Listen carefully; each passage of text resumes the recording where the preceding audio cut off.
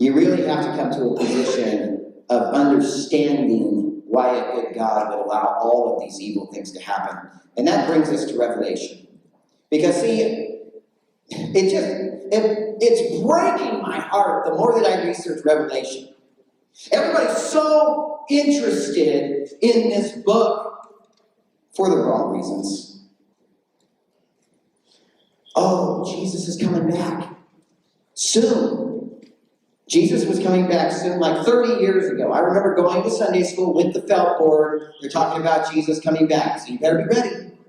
And even before that, any old people in the house today, grandparents, like 60 years ago, they were talking about Jesus is coming back. Turn on the news, look at that.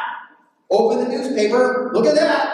Young people, you can get on TikTok right now, and it's going to mysteriously appear in the algorithm because I said it. Oh, the Euphrates River is drying up. That's a prophecy. Jesus is coming back tomorrow. The strangest one. People are, listen, way too much time on my hands with that food poisoning. You scroll for a long time, you get to some strange things. But they're talking about, oh, there's these angels locked up in chains under the Euphrates River, and it's dried up, and now the angels are going to come out. And the Nephilim are going to be reborn, and it's the end of the world. Man, because the Bible says that's going to be like in the days of Noah. Revelation is about Jesus Christ's reclamation of humanity through his blood and God's judgments. That's what Revelation is about. What does it mean to be reclaimed? It's almost, imagine yourself in this position.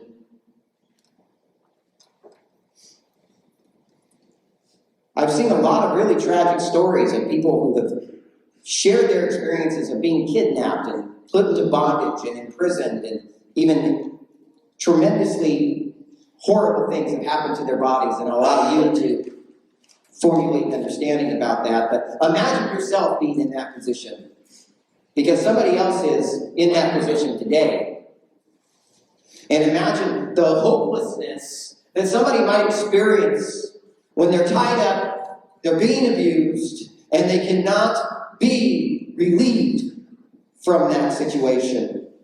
Now imagine the hope that might be felt when somebody who can overpower that wickedness cuts the rope, releases the chains, and deals with evil. That is the spirit of Revelation. That is what Revelation is about. See, there is evil in the world. If you don't know why, go read Genesis chapter 1, 2, and 3. It's going to explain to you why there's evil in the world. There didn't have to be. It was actually our choice. Evil entered the world because humans chose to rebel against God and that which is good. So God handed us over to an evil world. That's why there's evil. And Revelation is about Jesus Christ, that same God saying, even though you rejected me, I haven't rejected you. And I am going to reclaim you from this evil world that you chose. That's what Revelation is about. It's so much more beautiful than just, oh, the world is going to end and there's going to be an Antichrist and all of these weird prophecies that you hear about that probably weren't even close to being in line with the Bible. Revelation is about Jesus Christ reclaiming of humanity from evil and sin. Now look, the title of today's message is Vengeance for the Saints. Vengeance. It's not a word that's used very often unless you're watching a Marvel movie or DC. I don't know why you would watch DC, by the way. I mean, no offense. That new Batman movie was absolute trash. Christian Bale, come on back. I'll take the I'm Batman. Every Marvel movie, top notch though. Just had to throw that out there for you. But why do we talk about vengeance? Well, vengeance is a part of Jesus' reclamation. Now think about this scene. So Revelation was written by the Apostle John. He's writing to 7 churches that were in a Roman governed area. And here's what was happening. So these Romans, they were coming against Christians because they viewed them as a threat. And why would they view Christians as a threat? Why would anybody view Christians as a threat? Christianity is a religion, and not just a religion. It is the one true worldview, and it's a worldview of peace. Christians don't want to fight. We want to be left alone. But the Roman Empire viewed Christians as a threat to their governance. So what they would do is they would persecute them. And you can go online and you can look at these big, giant, beautiful Roman Colosseums. And when you see them, I want you to remember this, that those Roman Colosseums is not like that awesome movie Gladiator. Man, anybody remember that? Man, Gladiator was a good movie. That was a good movie. Those gladiators killed Christians in real life, though. It wasn't much of a fight. Imagine, parents, you come to church today, Legacy Church of Downey. Imagine if our world was such that on your way, walking into the welcome area, all of a sudden you're captured by government officials just because you're a Christian, and they take you together and they separate you enough so that dads and moms can't hold one another, and together you can't protect your children, and then you're rallied off and thrown into a coliseum where lions and tigers and bears, oh my, are sitting there ready to devour you. Because that was the cost for following Jesus Christ when Revelation was written. We are so blessed. Look, if you follow Jesus Christ, if you do, and here's actually a test of your following of Jesus Christ. If you follow Jesus Christ, the world, and we'll define the world in just a minute, but if you follow Jesus Christ, the world will come against you, but God will come against the world. And the world cannot overcome God, because no one can overcome God. But as we're coming to understand this, we need to understand what our world looks like, because it's very different than a world that was governed by the Roman Empire. It's not always easy for us to see persecution. And to be honest, a lot of what we call persecution today, there's forms where the government comes against Christians and makes America a place that's not necessarily as friendly toward us anymore. That happens. But nobody is killing us. Nobody is really taking away any of our rights. So when we talk about this persecution and we make it relevant for our lives, we have to understand how it manifests in daily life. How have you been hurt for following Jesus Christ? And I'll ask it like this. Have you been betrayed for following Jesus Christ? And what does that really look like? Do you know what it feels like to be betrayed? Now, maybe you can't think of how somebody has really come against you for following Jesus Christ. And if that's you, that's okay. I just want to go on an emotional journey together right now, because I want to ask again, and I want you to be honest with me. Who has been betrayed before? Has anybody ever experienced that? And you'd be bold enough to throw it up? Yeah. Quite a few of us. Have any of you ever been betrayed for doing the right thing? I know people who have been fired from their jobs because they did the right thing.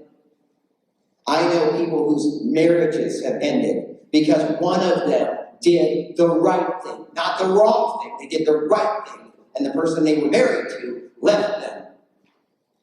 I know family members who've walked away from family members because one of the family members was trying to do the right thing. I know personally that many of us, even in the church, have been betrayed for doing the right thing. Now, in those moments, you should rightfully allow yourself to explore what it is that you're feeling. It's really strange because as emotional as our culture claims to be, it's really not fair in what emotions we are led to examine, to evaluate, even to experience. Our culture tries to numb us with the most shallow emotions that we can possibly experience in life. So this is what it might look like if something tragic happens in your life. You might not even be allowed to grieve it. It's like, whoa, you're having a hard time, keep that to yourself. Somebody betrayed you, well, get over it and get to work. You're hurting? No, you're not. Your feelings are invalidated. That's what kind of culture we live in. And the Christian culture that we live in is abhorrent and it's offensive to God. If you read the Old Testament, it talks about sacrifices that were made to God to atone for sin, and these blood sacrifices, the aroma was sweet to the Lord, and it covered the stench, the symbolic stench of the people's sin. But when you look at the Christian culture in the world today, what is happening is the Bible is being abandoned. God's word is being abandoned as being substituted for man's word. And there's so many churches saying that they're of Jesus Christ, but when you actually look at what they're preaching, they're coming against churches like ours that are saying, at Legacy Church of Downey, our vision is to learn and live God's word because our words are not sufficient. Amen? But day after day, I experience people personally coming against me for my own walk, and my own family, and also for our church. Don't need to preach truth. We need to make people feel good. It doesn't matter if it's true or not. What matters is if people are happy. Because then they'll give money. That creates a false faith. Now look, whatever pain you are feeling, whatever that might be, you're allowing yourself to explore. We've covered a wide possible range of issues. And there's a lot more.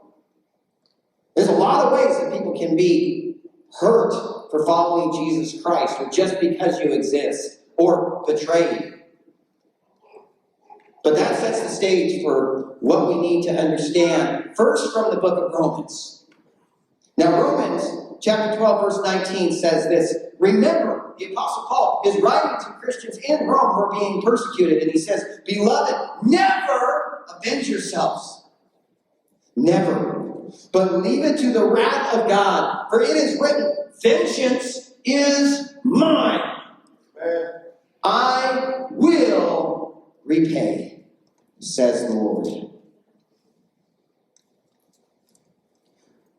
When you're hurt, there's something inside of you that's called your reaction drive. There's a difference between responding and reacting. And reacting comes from a primordial you, where you're not all that rational, and you're just lashing out like a dog that's been hurt, or like a guinea pig. That's right, I got friends in the church who have guinea pigs. We love all animals here, so you got to represent. Sometimes you need to be more afraid of the guinea pig than the dog, I'm telling you the truth. But your natural inclination is that when you're hurt, you want to hurt somebody else, or you want to see them hurt. Let me tell you this. You can carry that for years. You can walk in the pain of wanting what's really called justice. Because justice is what corrects those wrong actions that have been brought against you. That desire is not wrong. And Christians have been led for so many decades in some kind of strange, flowery 50s movie where people who were married slept in different beds. I never understood that. Kind of takes out all the fun from my understanding of marriage. But I tell you, it's all good, it's all at peace, and we just turn the other cheek, and, God loves them, and I love them, and inside's dying. There was something that happened in my family. It also involved some of my friends, and with effort, it took me 15 years to get to a place where I was able to completely release it to Jesus. It's hard to not want to take vengeance yourself. It's hard to not want to react. But the Lord just said, vengeance is mine, and let me show you what it looks like. God judges those who harm his people with the wrath of a father protecting his children. Now you need to understand what this means. The Bible identifies God as Father. The Bible also identifies something that the culture around us really doesn't understand. It says there is a God who calls himself Father, and then there are some people, some who are saved by Jesus Christ, who are called God's children. And if somebody is not saved by Jesus Christ, they are not a child of God, and God is not their Father. So the popular phrase, oh, we're all God's children? No, we're not. It's like, look, I love everybody in our church. I really do. We have an awesome church. Thank you for being awesome. Keep being awesome.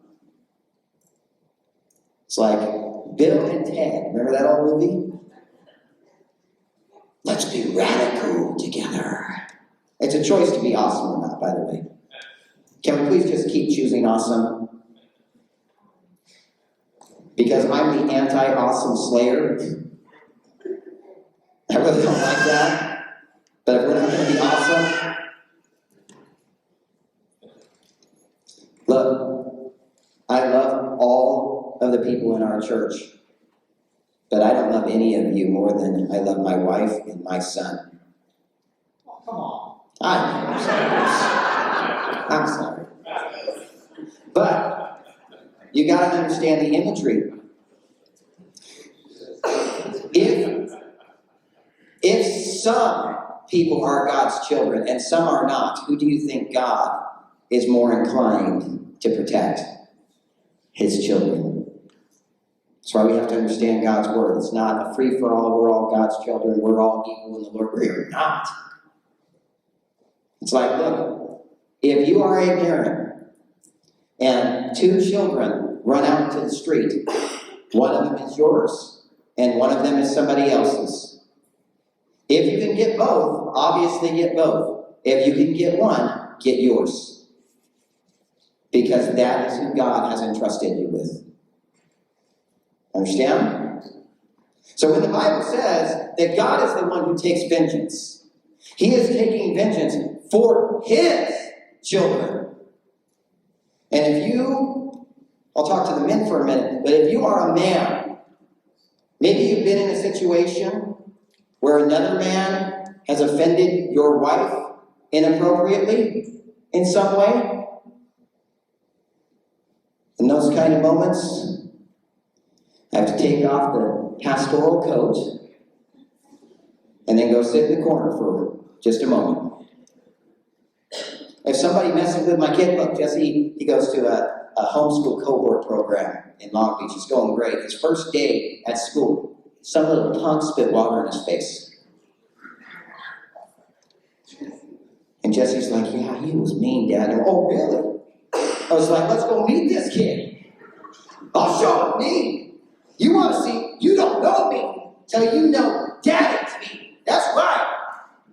I was like, let's go take his dad out there. Just like, yeah, Dad. My dad's stronger than his dad. I'm like, you better believe it, son. And then Whitney's like, what are you doing right now? I'm not proud. Revelation 6. Jesus' reclamation of humanity from evil and from sin. It's represented in the title deed to humanity being reclaimed. You might recall this imagery. And there's seals. So that's where we leave off. Every time a seal is broken, this represents God's judgment that is released on the world. It's happening in the past, present, and will continue to happen in the future. So this is what it says. When Jesus Christ opened the fifth seal, I saw under the altar, and this is in heaven, so I saw under the altar the souls of those who had been slain because of the word of God and the testimony they had maintained. Let's make it simple. There is a cost to sharing God's story and His word, but the cost of silence is great. All right, look. This is a vision of heaven. Now, what's really fascinating is the Apostle John, who lived thousands of years ago. He might have been looking so far into the future that this could probably be beyond where we are now. And he's in heaven looking at this scene where there are saints. I'm not talking about the strange people that the Catholics worship for some reason. We are not the same religion, by the way. I am not Saint Shane, and don't call me Father. I'm Jesse's dad, not yours. Forgive me, Father, for I have sinned. I have too. Want to go to lunch? Go tell Jesus. I care, but not enough to hear. Come on. It's strange. You're going to have to actually pay me to listen to that. There's saints who have been slain. They were in the Roman Colosseums. They were killed, probably by Jews who said that they were of God, but they missed their Messiah. They were murdered for doing what it is that we're doing today. That's why they are dead. Fathers stripped from wives and children's wives stripped from husbands and children. Children stripped from their parents, friend from friend, for nothing more than saying Jesus Christ is Lord and Savior. He loves me and He loves you, and I want to tell you about Him. And they're dead. That was the price of sharing God's Word. And it's convicting. What was the price of you coming to church today?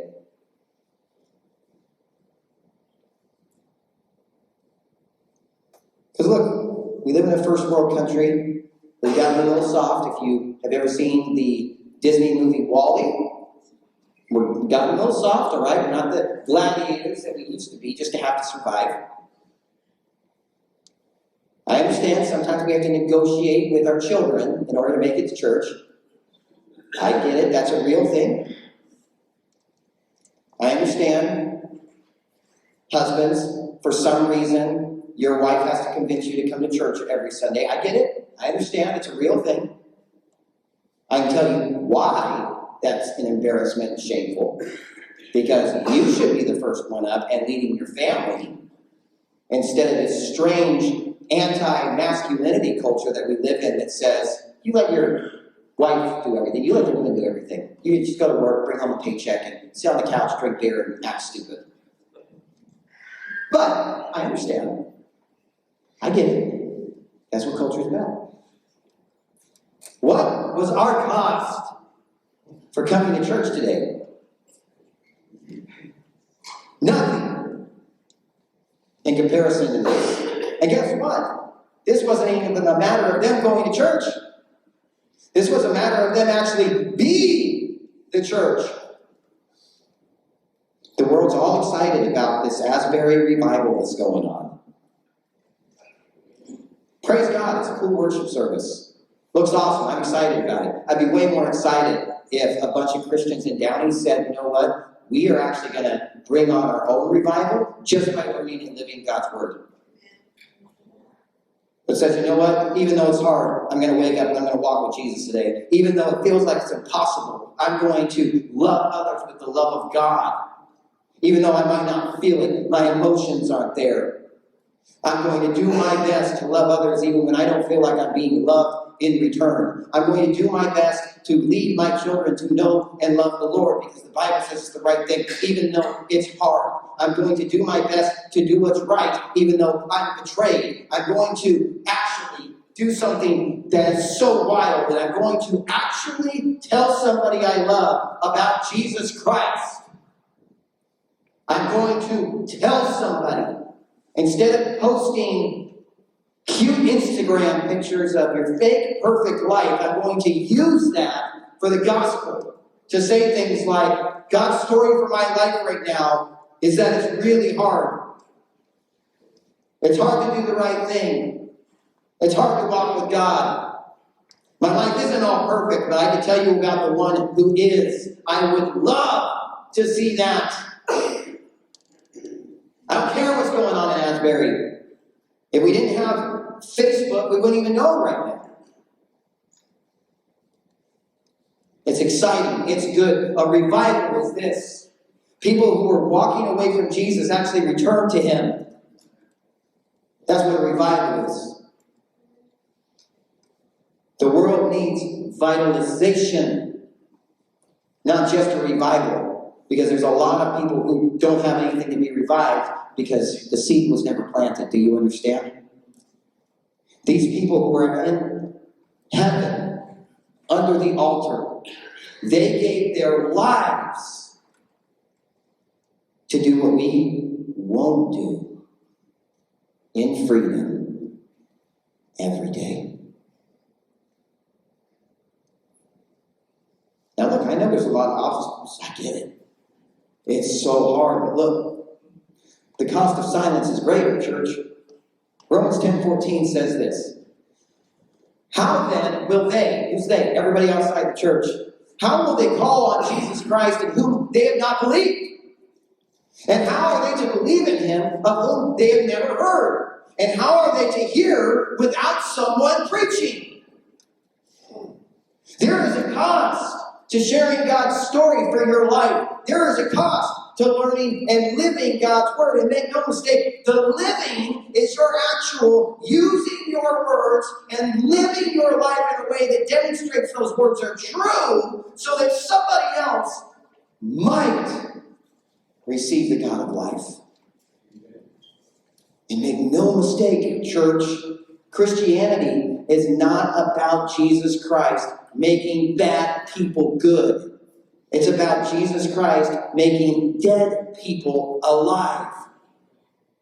It's not moralism. It's a transformation. Penn Jillette is one of my favorite high-profile figures. He's a famous magician.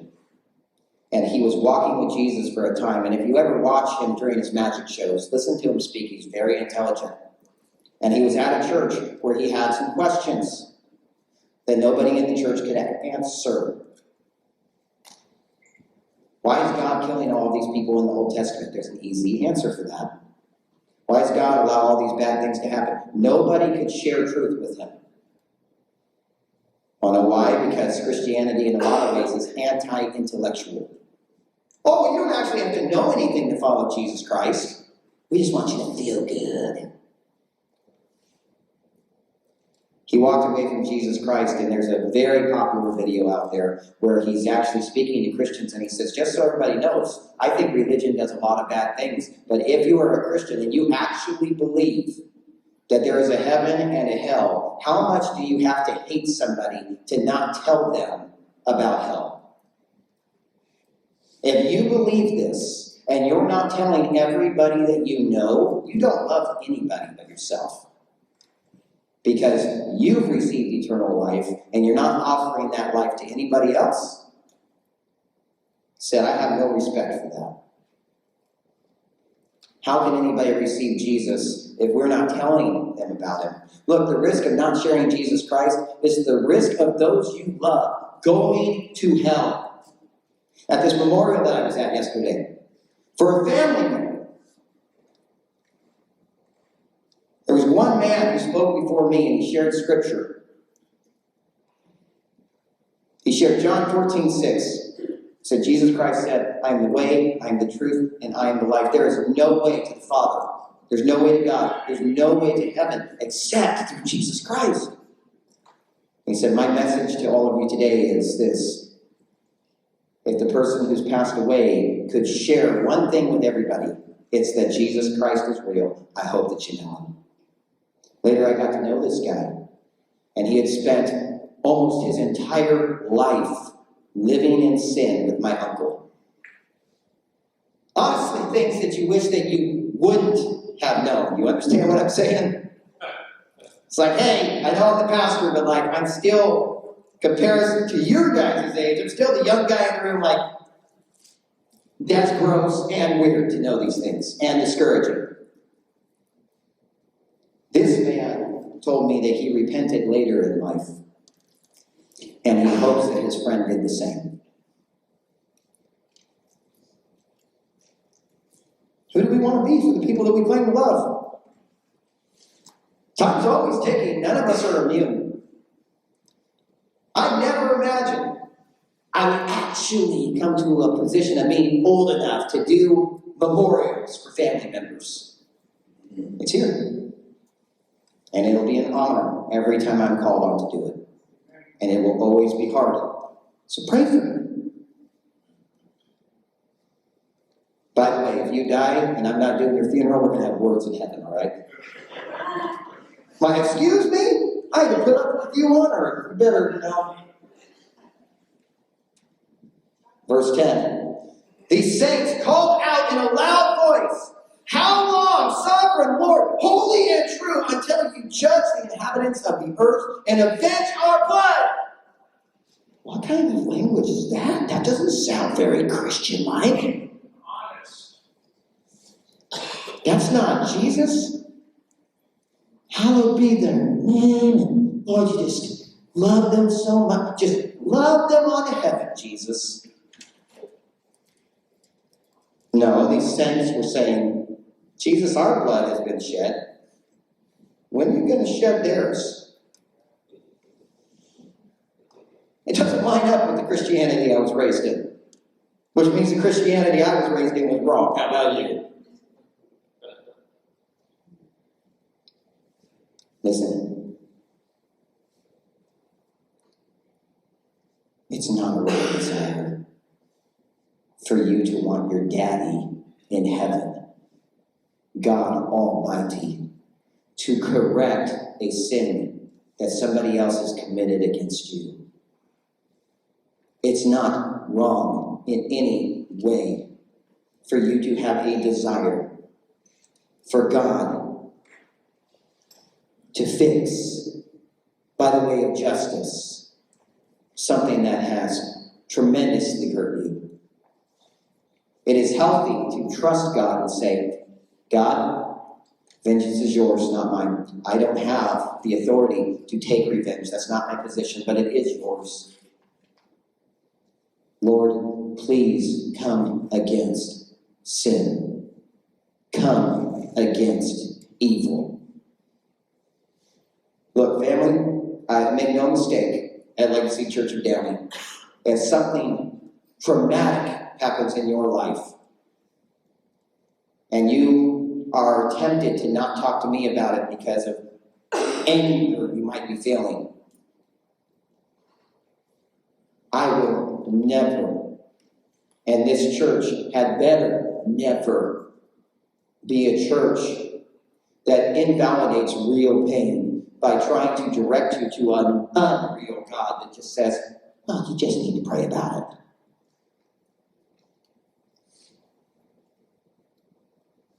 Have you been reading the Bible lately? No! You need to go weep at the foot of the cross! You need to go to the altar with the other saints in heaven. Don't kill yourself. People get really strange. You need to go to the altar with the other saints in heaven and say, God Almighty, my heart hurts. It's too much, Lord. I'm in too much pain. I can't do it. I can't go another step. I can't think right. I don't feel right. I'm overwhelmed. I can't do it on my own. It's too much. It's too heavy.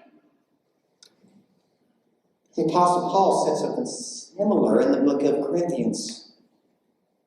We're pressed on every side, God. We're under so much pressure that we could die, Lord. But we know this. Then each of them, the saints who were murdered for following Jesus, was given a white robe that represents purity. And they were told by Jesus to wait a little longer until the full number of their fellow servants, their brothers and sisters, were killed just as they had been. What? Jesus brings comfort by saying, I have not forgotten what happened to you. I have not forgotten what's happened to you, saints who lived and died for me, Jesus Christ. While you're in my presence, while you are praising God Almighty, and while you're crying out for judgment, Jesus says, I have not forgotten. So family, friends, church, you will experience pain in life that is so crushing that you might feel like it's done. You never have to be ashamed at this church when you say, it's so hard that I don't even know how I can have faith right now. I don't feel like I do. You never have to be ashamed that this is the church for you. You don't ever have to wear a mask here. Never in your life. Because those are the kind of people that Jesus seems to have a special love for. By the way, if you look at his disciples, the 12 who followed him, minus one, he didn't make it. He was the betrayer. Don't be like Judas. Don't skip over these parts in the gospel where it says over and over and over again. The disciples that walked with Jesus, saw him do miracles, knew that he died because they were cowards and ran away from that, knew that he resurrected, they still doubted. Want to know why? In part because it was so hard.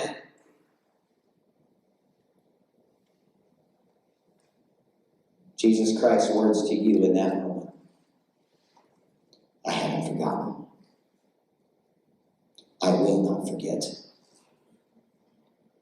Vengeance is mine, and it will be had.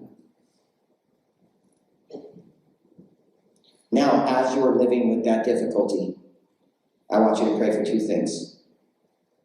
The first thing is this. I do want you to make a habit of praying, God, will you please make these very wrong situations right? Will you please correct those who have brought so much pain? That's what the saints are doing. God, make it right. Go shed the blood of those who have shed our blood. So you can pray that in whatever language is normal to you.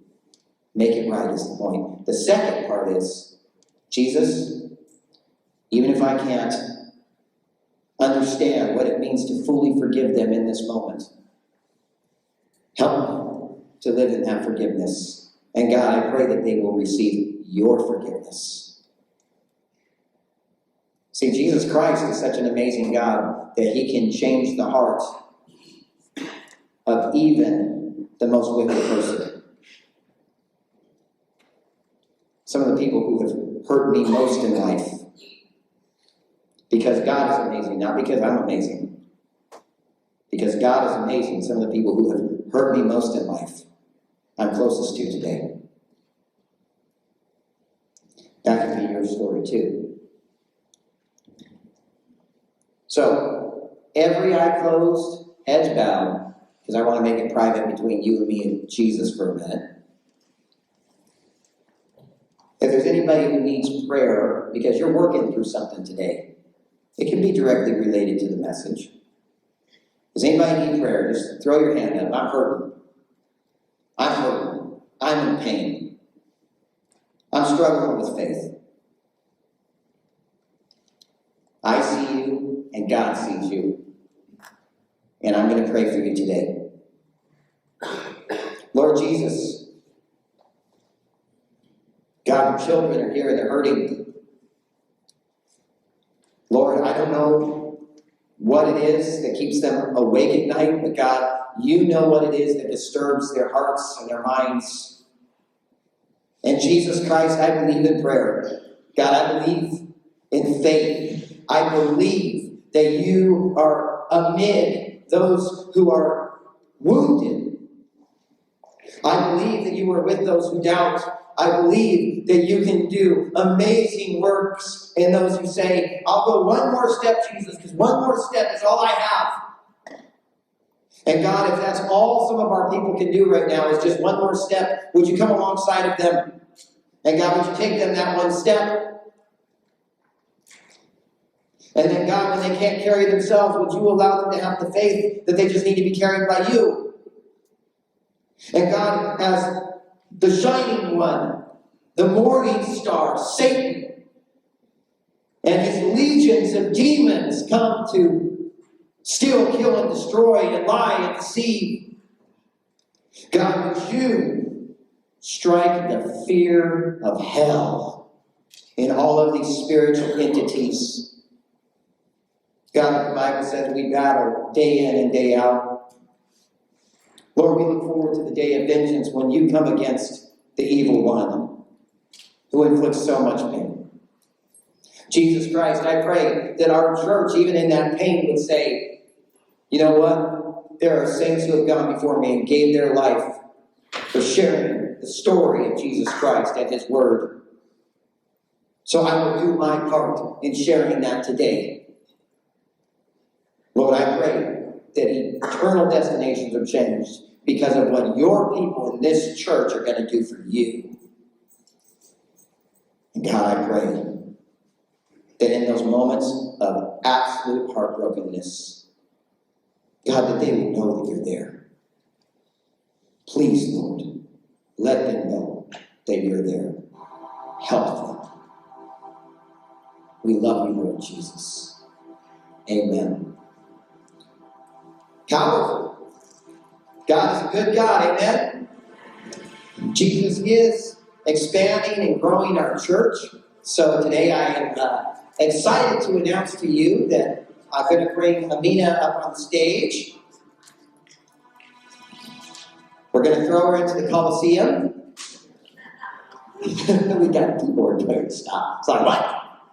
No, so this is Amina, and Amina is coming on board to the Legacy team. She's going to be an intern for our praise and production ministry.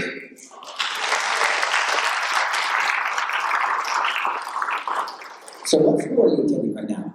I attend Azusa Pacific University. That's awesome. And what is your major? Commercial music. Commercial music. That's pretty awesome. I hope I didn't offend you in talking about all those ads and different things, because that could be some good revenue for you. So, will you please, by way of round of applause, welcome Amina to the team.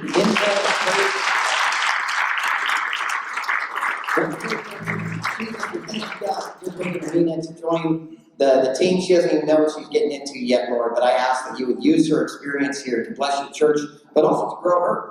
And God, I pray that you would do amazing things through her that only she can do because she is uniquely and wonderfully made, Jesus.